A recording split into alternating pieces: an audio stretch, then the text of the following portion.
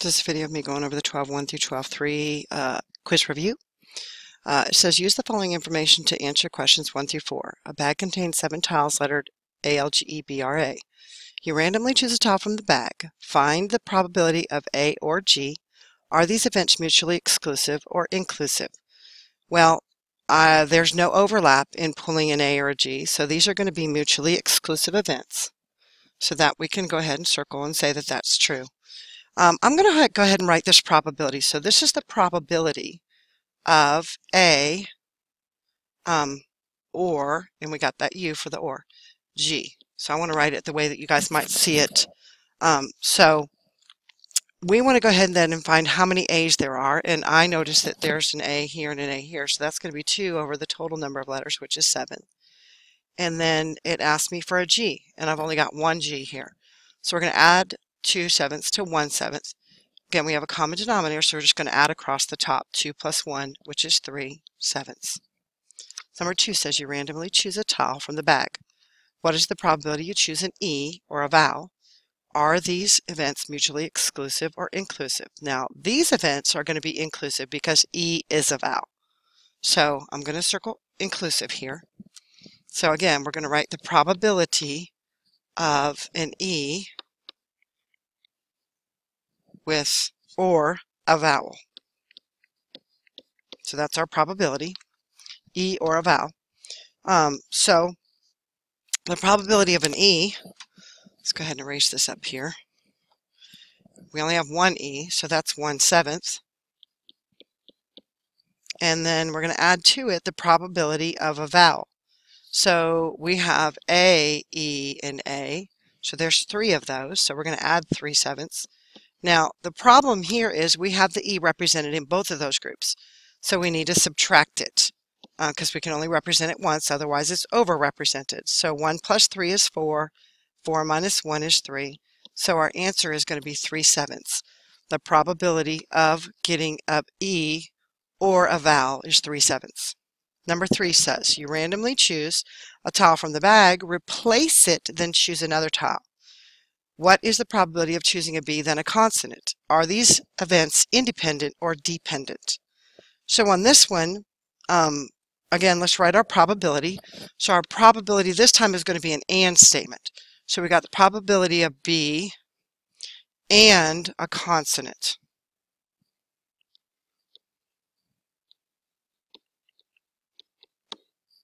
Probability of B and a consonant.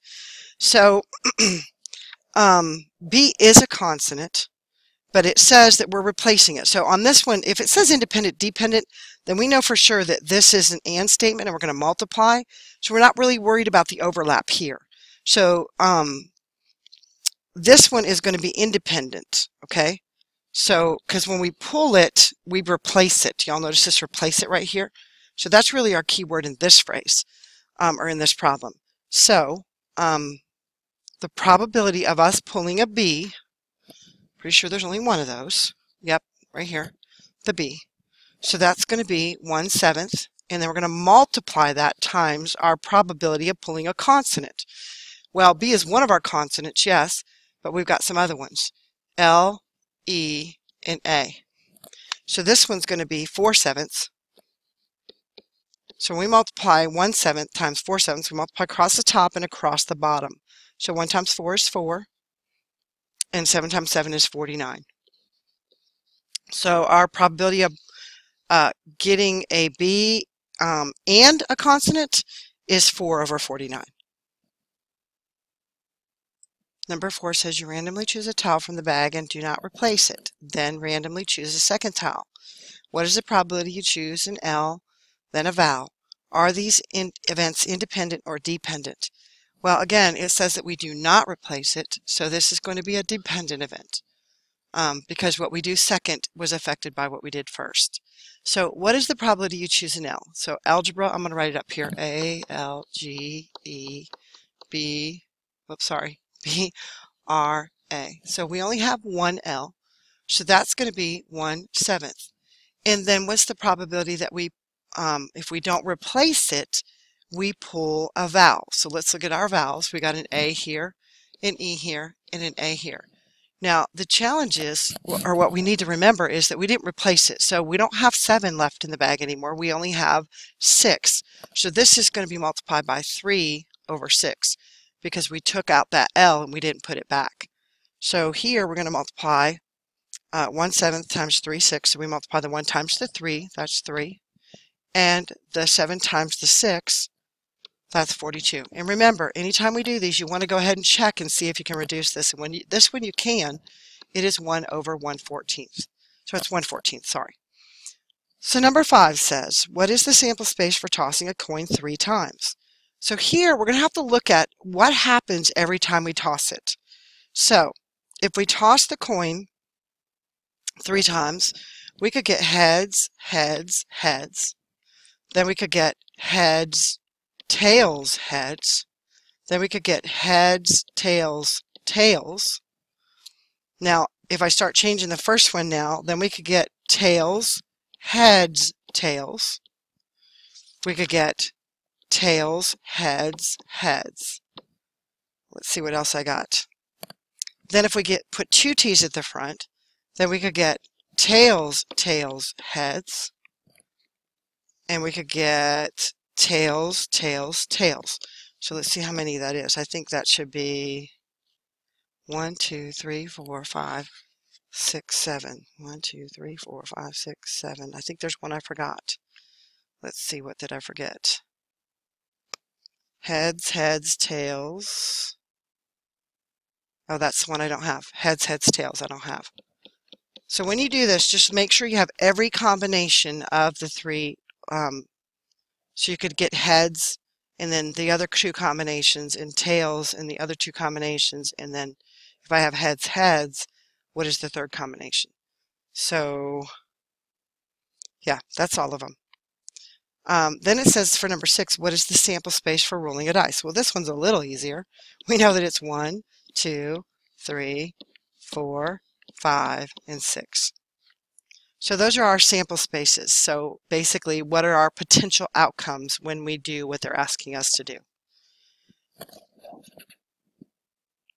So the next set of problems says you draw a card from a bag that contains 4 yellow cards numbered 1 through 4 and 4 blue cards numbered 1 through 4. Tell whether the events A and B are mutually exclusive or inclusive, and then find the probability of A or B. So event A says you choose a yellow card. So that's what we're going to look at first. And event B says you choose a blue card.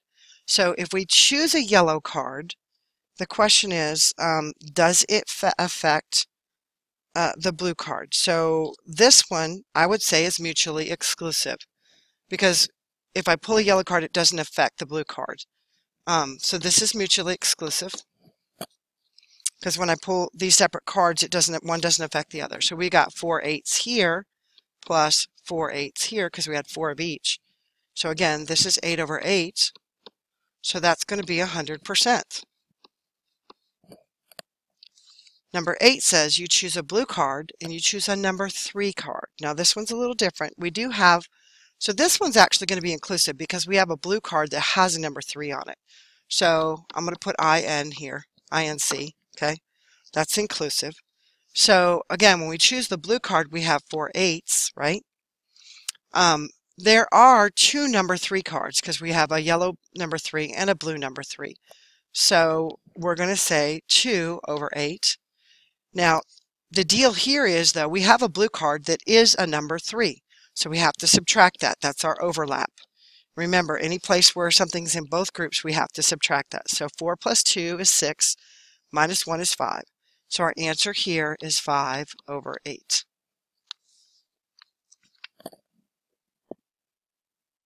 So with number 9, it says to whether events A and B are dependent or independent, find the probability of A and B. So, didn't completely erase my stuff there. So this one says a bag contains 3 red balls, 4 green balls. So the total number of balls was 7, so we got to find that because we're going to need that. You randomly draw 1 ball, replace it, and randomly draw a second ball. So if we replace it, this is going to be independent. That was the first question we got to say. Are they independent or not? So the first ball is red. So we had 3 out of 7 red balls. And again, this is an and statement, so we're going to multiply. So 3 over 7 times, and how many? Then it says the second ball is also red, so we're going to multiply that by 3 over 7 as well. So 3 times 3 is 9, and 7 times 7 is 49. So our answer here is 9 over 49. Number 10 says, you write the letters of the word brightness on a piece of paper and place them in a bag. You randomly draw one letter, replace it, and then randomly draw a second. So again, we got this important phrase right here, replace it. So it says the first letter is a B. So when we pull that, well, when we replace it, first of all, because we replace it, this one is also independent because we replaced it. So let's write independent first. So we know that what we do first is not affecting what we do second. So the first letter is a B, and I see that we have one B. So we're going to do 1 over 10. And then the second letter is an H, and we only have one H. So again, we're going to multiply that by 1 over 10 as well. So that's 1 times 1, which is 1, and 10 times 10, which is 100.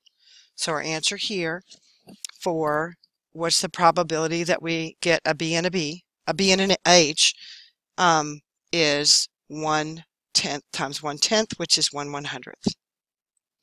Number 11 says the students in your English class are broken up into groups of 4, sorry.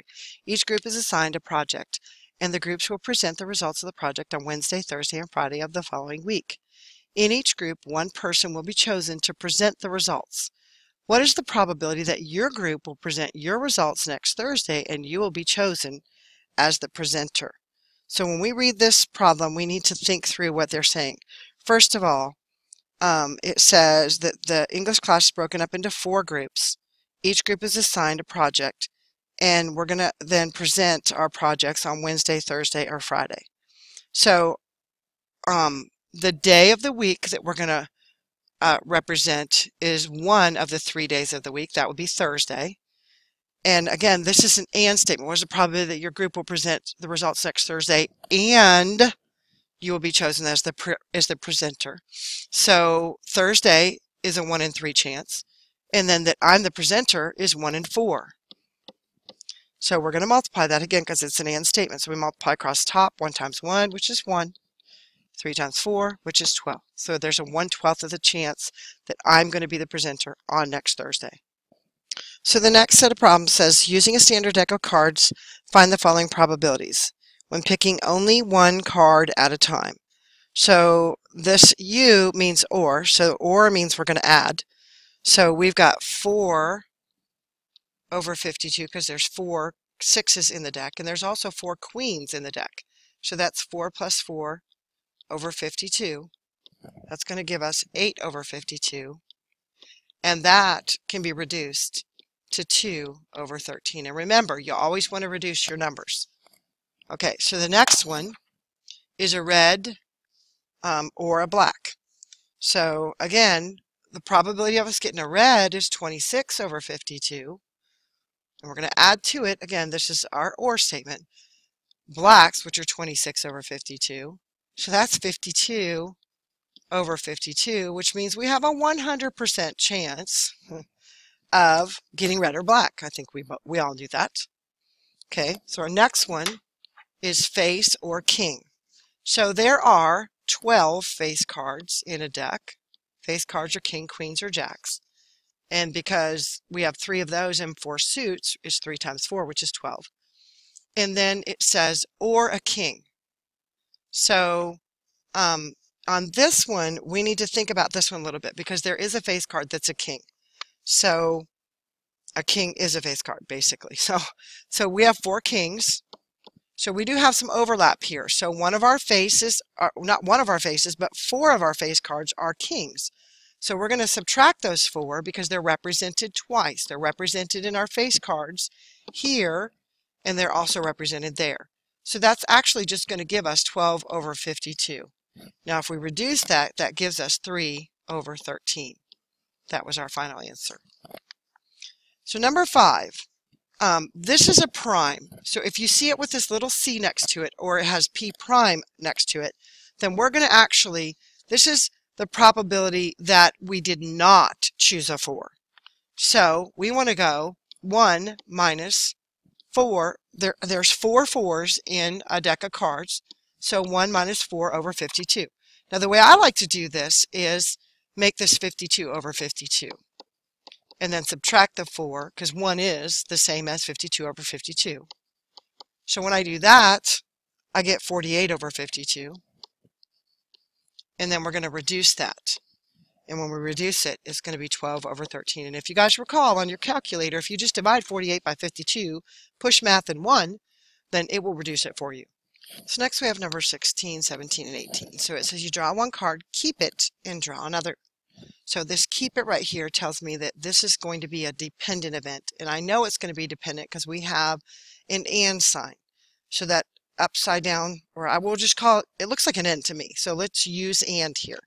So the first one says red. So how many red do we have in the deck? We have 26 out of 52. And then if I keep that card, I don't have 52 cards left, but I do still have 26 black cards. So I'm going to multiply that by 26 over 51. Now when I do that, I get 676 over 2652. And when I reduce that, that is 13 over 51. Number 17 says a spade and an 8. So again, there are 13 spades in my deck. So 13 over 52. Again, going to multiply because it's an and statement. And how many 8s do we have in the deck? We have 4 8s. However, we have an 8 of spades, right? So we can't say, because we might have pulled that 8 of spades on the first one, that we can include it. So we have to multiply this times 13 over 51. So when we do that, we get 39 over 2652. And again, that reduces to be 1 over 68. Number 18 says the probability of a queen and an ace. So on this one, again, we have 4 queens in the deck. So that's 4 over 52.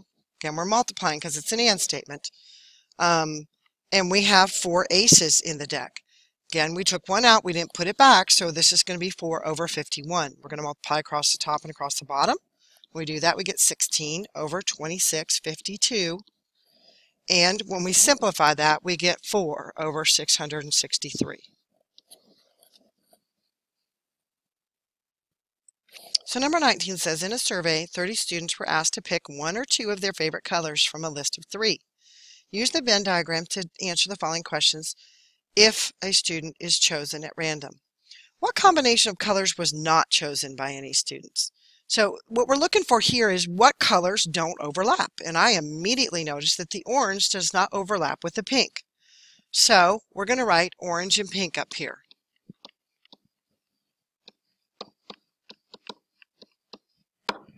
Okay, then down here for part B, it says find the probability of orange or blue. So for orange, we need to look at everything that's in this circle right here. So that's 11. Sorry. That's 11, and we're going to put that over 30 because that's how many we had total. Then how many blue did we have? So again, we're going to count how many are in the circle right here. Sorry about that. So 12 plus 2 is 14. 14 plus 5 is 19. So we're going to have that 19 over 30. And then we want to look at this overlap right here. See this overlap right here? That was 5. So we have to subtract those because they were in both groups. So that's the 5 over 30.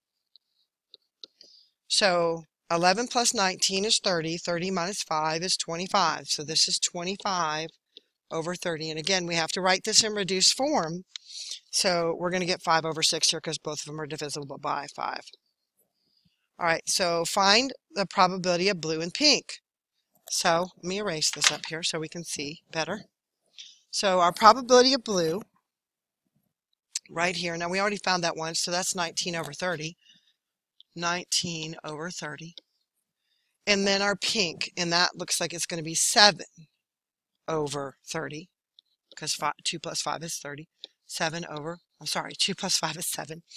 And then we have this overlap again here. If you notice right here, this is our overlap part right here, and that was 2. So we're going to subtract the 2, because that's in both groups, over 30. So when we do that, we get 24 over 30. And 24 over 30 reduces, again, both of those are divisible by 6, so that gives me 4/5. So our last problem says, draw a Venn diagram for the situation. Well, I'm not just going to draw a Venn diagram, I'm actually going to solve for a probability too, but so it says, up 300 surveyed, 98 people voted to change the school colors, 63 voted to change the school colors and the mascot, and 76 voted to change the school mascot. So what I noticed is our two distinct things here are colors and mascot. So I'm going to write colors here, and I'm going to write mascot here. Okay, so it says that 98 people voted to change the school colors. So I'm going to put the 98 up here. 63 voted to change the school colors and the mascot. So that number actually goes right here. And 76 voted to change the school mascot only. So that, or not only, but just the school mascot. So now if we wanted to find the people that chose colors only and the people that chose mascot only, then we need to do some subtraction here. So we need to subtract 63 from 76 over here to figure out how many people, and that's 13. So that's how many people chose the mascot only. Over here, we would do a similar process, 98 minus 63. And when we do that, we get 33.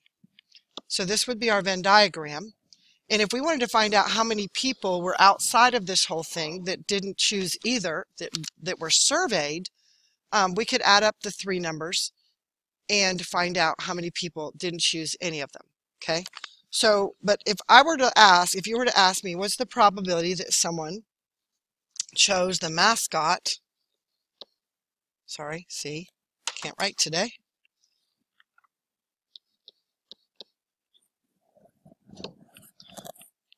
or the colors, what we're going to do is we're going to do our 96 over 300. We're going to add to it, those were the people that chose the colors, and then we had the mascot people, that's 76 over 300. And then we're going to subtract our overlap, that's that 63 over 300. Now we do that and we put it in, so we get 109 over 300, and we're always going to put this in a percentage. So this is going to end up being 36.3%. And again, the question didn't ask us to solve it, but I think the more practice we get, the better we get.